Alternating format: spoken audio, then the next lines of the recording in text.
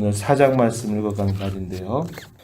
마침내 하나님께서 이스라엘 백성들을 건져내시기 위해서 모세를 그 백성들에게 보내시는 마지막 절차들을 우리에게 잘 보여줍니다. 하나님께서 이 모세에게 지팡이를 주시고 그 지팡이를 그의 손에 안게 하시면서 그를 마침내 보내시는 과정이 나타나는데, 모세에게 하나님의 뜻을 분명히 알리시고 또 그 백성들이 당하고 있는 그런 고통을 하나님이 돌아보셔서 그 백성들에게 옛적에 약속하셨던 그 내용을 이제 하나님이 실현하시려고 이 모세를 보내시려고 계속 하고 있는데, 이 모세는 하나님의 말씀을 들으면서도 하나님께서 무엇을 행하실 것인가를 분명히 그가 듣게 되면서도 그 하나님의 말씀에 좀처럼 순종하지 않는 그런 태도를 보이고 있습니다. 그래서 마침내 하나님께서 노하시게 되는 그런 모습이 나타나고, 하나님은 마침내 이 모세를 위해서 함께 그의 형인 아론을 붙여주겠다고 약속을 하시고 마침내 애굽으로 돌아가게 되는 그런 모습, 이것을 오늘 본문 속에서 우리에게 잘 확인해 주고 있습니다. 하나님께서 계속 모세에게 말씀을 하시는 거죠. 그의 육체적으로는 참 좋은 기회가 다 지나가 버린 것처럼 보였습니다.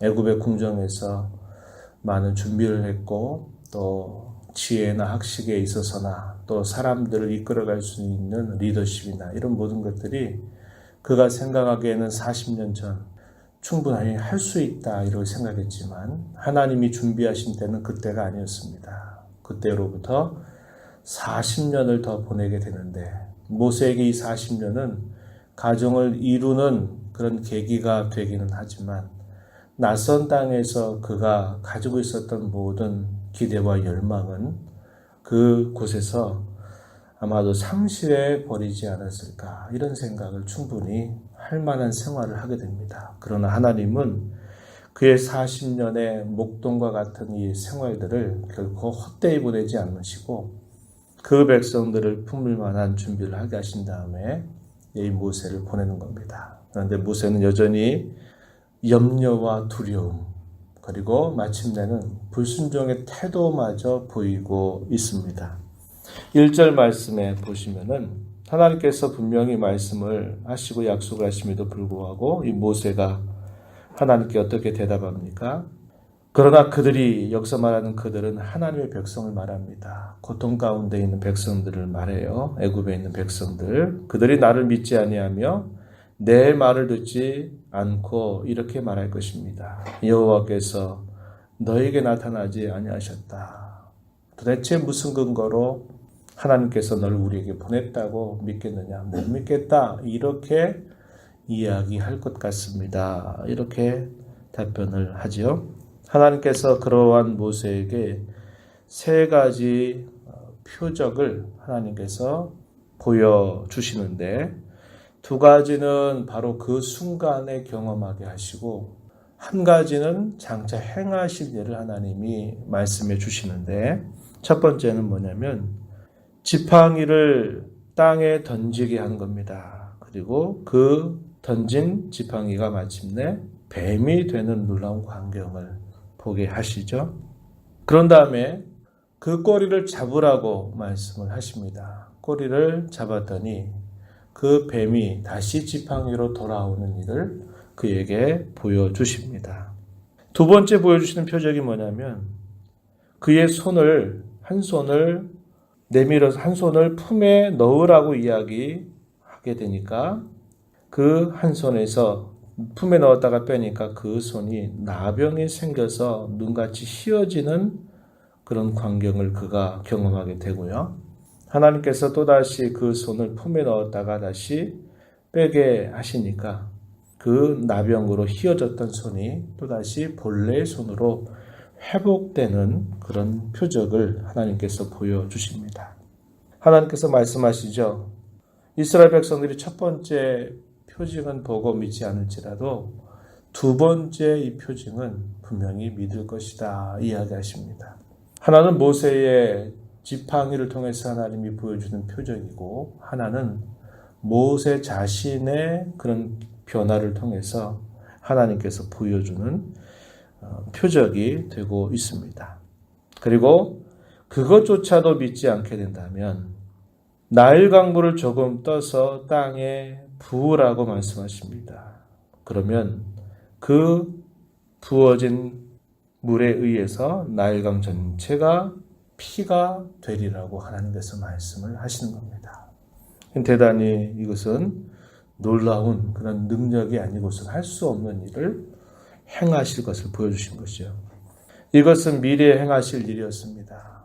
애굽에서 행했던 10가지의 재앙 가운데서 가장 처음 행하게 되는 그런 표적의 내용이 되는 것이죠. 이러한 표적을 보여주시면서 내가 내 백성에게로 가라 이렇게 말씀을 하시건만 모세는 또다시 이렇게 말씀드립니다. 10절에 보면 나는 본래 말을 잘 하지 못하는 자입니다. 나는 입이 뻣뻣하고 혀가 둔한 자입니다. 이렇게 말하면서 또다시 하나님의 말씀에 대해서 지원하는 태도를 보이고 있습니다. 그가 애굽에 40년 궁정 생활하면서 말하는 법을 안 배웠겠습니까? 분명히 배웠죠. 그리고 사람을 어떻게 이끌어가야 될지도 그는 충분히 배우는 기회를 가졌었습니다. 40년 세월 목동 생활하면서 이제는 제가 말도 잘 하지 못하고 제가 혀가 둔해서 말하지 못합니다. 이렇게 이야기하는 겁니다. 이것은 그의 지난 40년의 세월도 염두에 두고 하는 말이겠지만 또 하나는 그가 과거에 경험했던 실패, 열정을 가지고 자기 백성들과 함께 고난의 길을 가겠다. 그 백성들을 위해서 내가 무엇인가를 해보겠다는 그런 마음을 가지고 무엇인가를 하고자 했을 때 그는 오히려 오해를 받고서 도망자로 피할 수밖에 없었던 경험이 그에게 더욱더 이러한 일들을 하지 못할 것이다. 이런 생각을 갖게 했었을 것입니다. 하나님은 오히려 그런 일들을 통해서 그의 힘을 빼버리신 것이죠. 그가 할 만하다고 했을 때는 아니다. 너는 그걸 네 힘으로 할 수 있다고 생각할 때가 아니다. 라고 말씀하시면서 양떼를 돌보는 이 40년 세월을 하나님은 더 기다리신 것이죠. 그의 힘이 예전 같지 못하고 그의 지혜나 그의 자질이 예전 같지 못해 보이는 것처럼 하나님 힘을 빼신 다음에 하나님께서 그를 세워서 하시겠다고 이야기하시는 겁니다. 왜 그럴까요? 하나님께서 다루시기 편하셔야 된다 이 말이죠. 자기 의지가 강하고 자기 생각이 강하면 말씀에 제대로 순종하지 못합니다. 혈기가 있고 자기 힘을 신뢰하게 되는 그런 일들 때문에 하나님께서 편히 쓰시기 어려운 겁니다. 그런데 하나님께서 그의 모든 힘들을 다 빼시는 거죠. 그러나 그가 과거에 경험했던 것들이 결코 아무것도 아닌 것이 아니라 결국은 그 백성들이 인도해내는 과정에서 다 그러한 과거의 모습들이 계기가 돼서 그들을 인도해내도록 하게 하시는 것입니다. 하나님께서 말씀하시죠. 누가 사람의 입을 지었느냐? 말씀하시면서 내가 그렇게 하지 않았느냐? 사람의 모습을 조성하시는 이가 바로 나인데 왜 그렇게 말하느냐? 라고 말씀하시는 겁니다. 이제 가라. 내가 내 입과 함께 있어서 네가 할 말을 내가 가르쳐 줄 것이다. 이렇게 말씀을 하십니다. 그럼에도 불구하고 또다시 모세는 그러한 말씀을 또다시 거절합니다. 13절 가서 보면 오 주여 보낼 만한 자를 보내십시오. 이렇게 말하자 하나님께서 마침내 그의 이런 불신앙적인 태도, 불순종의 태도에 대해서 하나님이 노하시게 됩니다. 14절 앞에 보니까 하나님께서 노하셨다 이런 표현이 나타나게 됩니다. 하나님께서 계속적으로 강권하셔서 이 모세에게 말씀하시죠. 내 형 아론이 있다. 내 형 아론은 말을 잘 하는 사람이다 라고 말합니다. 그러면서 내가 너의 입과 아론의 입에 함께 있어서 너희들이 행할 일들을 내가 다 지도하고 가르쳐 줄 것이다. 또 약속을 하시게 됩니다. 아론은 내 입을 대신할 것이고 너는 아론에게 하나님같이 여겨지도록 내가 세울 것이다 라고 이야기합니다. 그래 처음에는 아론에게 하나님 같은 존재, 바로 모세가 되게 하시겠다고 얘기하고 나중에는 바로에게 이 모세와 아론이 마치 하나님 신처럼 보이게 하도록 그들의 권위를 세워주시게 되는 것이죠. 그렇게 하나님께서 말씀을 하시면서 애굽으로 가라고 이야기를 하시게 되는 겁니다. 그리고 그 손에 있는 그 지팡이를 가지고 너에게 이적을 행할 것이다 라고 이렇게 말씀을 하시면서 그를 애굽으로 가게 하십니다. 모세는 마침내 이런 하나님의 말씀을 더 이상 거절할 수 없이 말씀에 순종하게 되는데 먼저 그의 장인이었던 이드로에게 자기 백성을 돌아보도록 하게 해달라라고 요구를 하게 되고 그 장인은 평안히 그 고향, 그 형제들이 있는 곳 가도록 그를 보내주게 됩니다. 그런 과정에서 이제 할례를 행하지 않았던 이 모세 아들로 인해서 또다시 어떤 위기를 맞게 될 때 하나님께서 마침내 이 모세 아들에게 할례를 행하게 하시고 그런 다음 하나님께서는 이 아론에게 나타나십니다. 애굽 땅에 있는 이 아론에게 나타나서 하나님의 산으로 그를 보내게 하시고 이제 떠나가고 있는 이 모세의 가족들을 그 하나님의 산 호렙에서 만나도록 하나님께서 준비시켜 주시는 겁니다. 그 말씀의 내용이 뒷부분에 가서 보면은 소개가 되고 있어요. 27절 보면 여호와께서 아론에게 이르시되 평안 광야에 가서 모세를 맞으라 하시며 그가 가서 하나님의 산에서 모세를 만나 그에게 인 맞추었다 이렇게 표현합니다. 그리고 모세는 하나님께서 자신에게 하셨던 그 모든 말씀들을 이 아론에게 들려주게 되고 마침내 모세와 아론이 함께 이제 애굽으로 들어가게 되는 것입니다. 그리고 가장 먼저 한 일이 뭐냐면 29절로부터 31절 보면요. 이스라엘 자손들의 모든 지도자들인 장로들을 불러 모읍니다. 그리고 여호와께서 모세에게 하셨던 말씀을 아론을 통해서 그 장로들에게 전하게 하고 그 백성들 앞에서 이적을 행하게 하시니까 그 백성들이 그것을 믿고 하나님께서 우리를 위해서 이들을 보내주셨다는 것을 그들이 깨닫고는 머리 숙여 경배하였다 이렇게 말합니다. 이 말씀을 보면서 하나님은 일과 사건을 조성하시고 사람을 준비시키신다는 것을 우리는 알게 됩니다.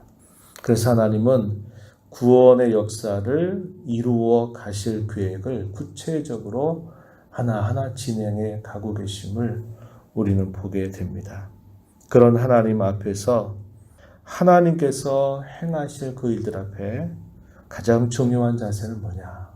순종의 자세라 하는 겁니다. 하나님의 그 하신 말씀에 대하여 그 하신 말씀이 반드시 이루어진다고 하는 것을 분명하게 믿고 그 말씀에 순종하는 것을 하나님은 원하신다라고 하는 겁니다. 하나님께서 행하실 거라는 거예요. 네가 행할 거 아니고 내가 행할 것이다.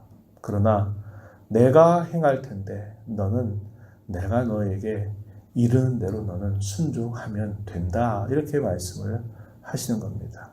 결코 너를 보내고 네가 이 모든 일들을 다 이루고 오라고 보내는 게 아니라 너를 도구 삼아서 수단 삼아서 내가 이 일을 내가 행할 것이다 라고 말씀하시면서 하나님이 이 모세에게 요구하시는 것은 말씀을 믿고 그 말씀에 순종하는 데 있음을 계속적으로 강조하고 계십니다.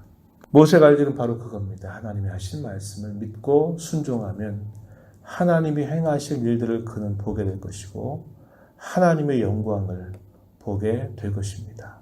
우리도 마찬가지죠. 하나님께서 우리에게 말씀을 통해서 우리를 일깨워 주시고 우리에게 행할 것과 하지 말아야 할 것을 우리가 귀를 기울이고 그 말씀을 신뢰하고 순종하면 하나님이 행하실 일들을 보여주실 겁니다. 그분의 영광을 나타내 주실 것입니다. 이런 말씀을 우리 마음에 기억하고 또 이 하루를 살아가는 저와 여러분 말씀을 믿고 말씀에 의지하고 또 말씀에 순종하며 살기를 다짐하며 또 이 하루를 복되게 살아가게 되기를 축복합니다. 하나님 아버지 감사합니다. 이 새벽 시간에도 저희들을 불러주셔서 아버지 은혜로 또 오늘도 주 앞에 서게 하시고 모세를 부르시면서 내가 이 모든 일들을 다 행할 것이고 너는 다만 믿고 내가 너에게 말하는 대로 너는 순종할 것을 하나님이 요구하고 계심을 봅니다. 우리 사람을 하나님이 불러서 우리를 통해서 하나님이 이러한 일들을 여전히 행하고 계심을 우리가 신뢰하고 하나님 어떤 말씀을 하시든지 그 말씀을 믿고 의지하는 마음을 늘 갖도록 인도하시고 주께서 저희들에게 보여주시는 일들에 관하여 힘써 순종함으로 주의 행하시는 역사를 보게 하시고 주의 영광을 보며 살아가는 저희들의 삶이 되도록 인도하여 주시옵소서.